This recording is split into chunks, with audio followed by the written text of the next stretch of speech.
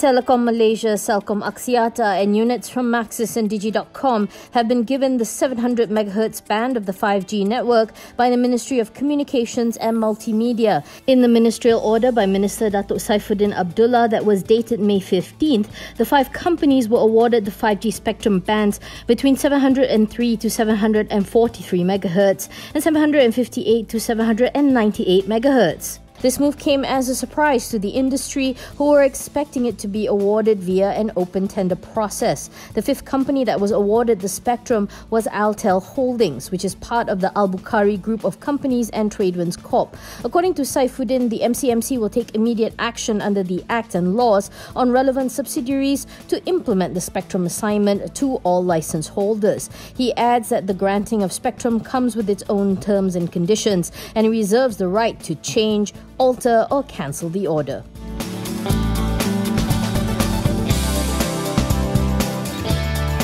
Former PM Tun Dr. Mahathir Mohamad has denied making any agreement for Parti Pribumi Bersatu Malaysia to leave the Pakatan Harapan coalition. He says he has no reason to reject the coalition despite allegations that it was being controlled by the Democratic Action Party. In a video uploaded to his social media accounts, Mahathir says that PH could not have been controlled by DAP as he, as the Prime Minister, would not have allowed it. He was commenting on a viral photograph of him meeting with top political leaders, mostly from the Perikatan National Leadership, at his house. Mahathir says he did not agree to leave PH because at the time he was of the opinion that he was part of PH that won the fight to topple ex-PM Datuk Sri Najib Razak. So he thought it was weird that PPBM, which helped to bring down Najib, suggested to work with Najib.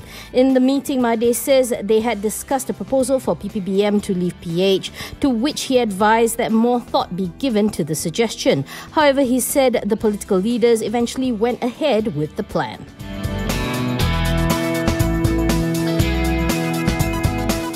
The Securities Commission has rejected TA Enterprises' application to withdraw its voluntary takeover offer to buy the remaining 39.83% stake it does not own in TA Global. This proposal was part of a plan to take TA Global private. According to a BOSS filing, TA Enterprise said that the SC resolved to decline the application for the withdrawal after having considered the justifications provided on a holistic basis. To recap, on May 6, TA Enterprise submitted an application to the SC for its approval to abort the privatisation exercise, whereby Datuk Tony Tia would pump in fresh funds to finance the deal. Tia is the co-founder and controlling shareholder of both companies.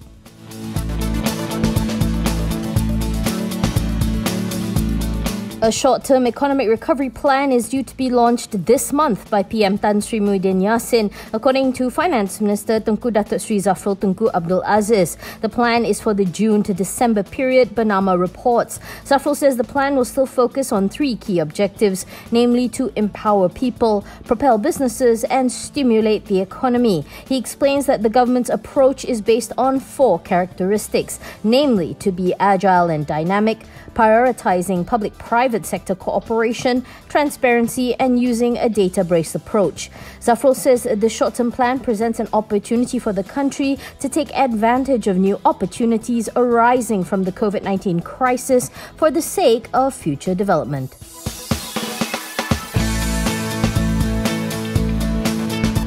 The government has decided to allow interstate travel for marriage solemnization purposes during the Conditional Movement Control Order, according to Bernama. Senior Minister Datuk Sri Ismail Sabri Yaakob says the organisers of the solemnization ceremonies must fully abide by the standard operating procedures in force under the CMCO. Also allowed is pre-wedding photo shoots in open spaces on condition that those involved also comply with the SOP. The government has also given the green light to the more than 6,000 registered childcare centres nationwide to reopen. Previously, only 304 centres were allowed to open. Sabri adds that more SOPs, including for holding congregational prayers at mosques and houses of worship, hairdressing services and night markets, will be tabled at a special meeting this Sunday.